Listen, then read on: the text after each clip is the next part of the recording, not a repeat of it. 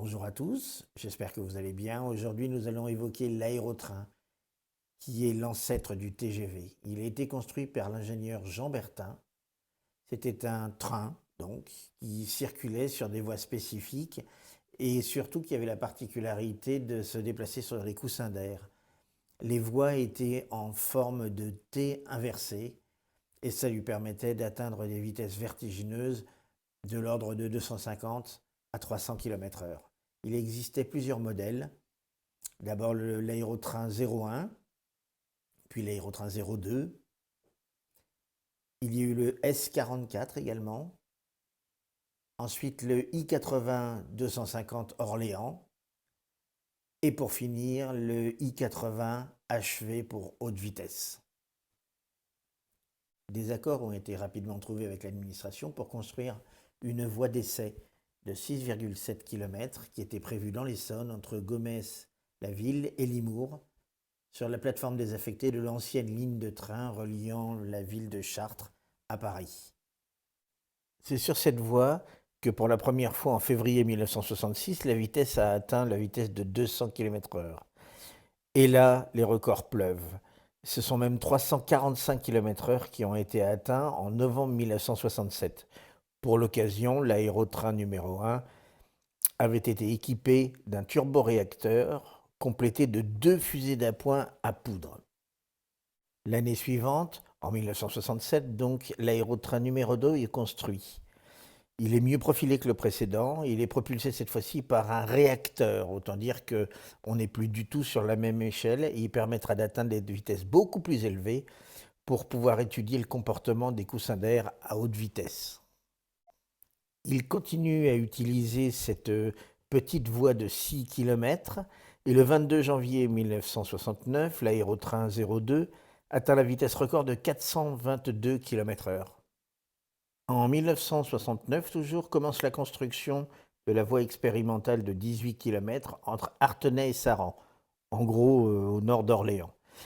Cette voie, en viaduc, constituée de tronçons monoblocs de 120 mètres de long, est faite à une dizaine de mètres du sol. Elle est soutenue par 900 piliers ou poteaux espacés de 20 mètres qui limitent l'emprise au sol. Le tracé de la voie est prévu pour s'inscrire sur une future ligne Paris-Orléans. Le tracé rectiligne autorise des vitesses de 400 km/h. La voie est équipée à ses deux extrémités d'une plateforme permettant le retournement de l'aérotrain et d'une plateforme centrale à chevilles permettant de les garer avec un hangar et permettant aussi d'accueillir les passagers. Cette ligne est à l'abandon. Elle existe toujours, elle est visible à l'est de la voie ferrée, près de la Nationale 20. Dès 1968 débutait la construction d'un véhicule dit vraie grandeur. Il était interurbain et dénommé I80. Il permettait de transporter donc 80 personnes et de se déplacer à une vitesse moyenne de 250 km/h, et ce sur la nouvelle voie aérienne qui venait d'être construite. Différents autres modèles ont été construits et testés, dont le S44 destiné au transport suburbain à propulsion électrique, ainsi que le Tridim, qui était un aérotrain construit en 1973 et qui était destiné au transport en banlieue. Le 21 juin 1974, un contrat de construction d'une ligne d'aérotrain entre la ville de Cergy et le quartier de la Défense a été signé. Malheureusement, ce contrat a été abandonné très peu de temps après. En 1973, l'aérotrain I80-250 est modifié. L'hélice de propulsion est supprimée au profit d'un turboréacteur. Il établira un nouveau record du monde le 5 mars 1974 en atteignant la vitesse phénoménale de 430 km/h. Malheureusement, en 1977, le projet est définitivement abandonné. Le dernier vol du I-80 HV, celui qui possédait un réacteur, a été effectué le 27 décembre 1977. En 1991, le prototype S-44 brûle dans le hangar de l'ancienne base de Gomès.